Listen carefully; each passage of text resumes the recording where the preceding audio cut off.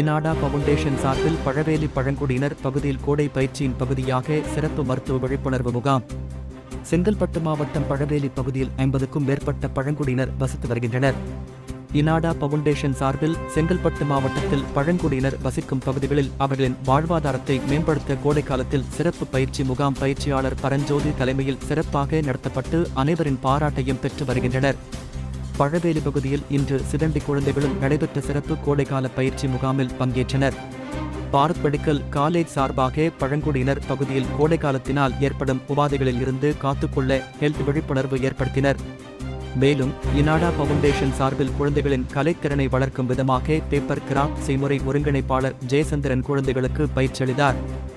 மதிய உணவு ஓய்வு பெற்றதவியாளர் ராஜேந்திரன், டாக்டர் அனிதா, CSM சிவா, தென்றல் சங்கர் ஆகியோர் வழங்கினார்கள்.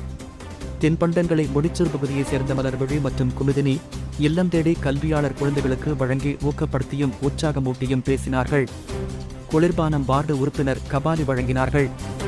மேலும் செங்கல்பட்டு அனைத்து மகளிர் காவல் நிலைய உதவி ஆய்வாளர் சுசீலா வருகை தந்து குழந்தைகளுக்கு விழிப்புணர்வு அளித்தார்.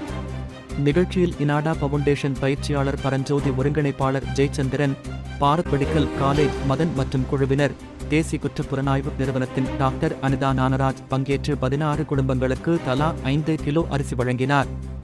இம்முகாமை இனாடா பவுண்டேஷன் இயக்குனர் ஜார்ஜ் பெங்களூரிலிருந்து நெறியாளுகை செய்து வந்தார்.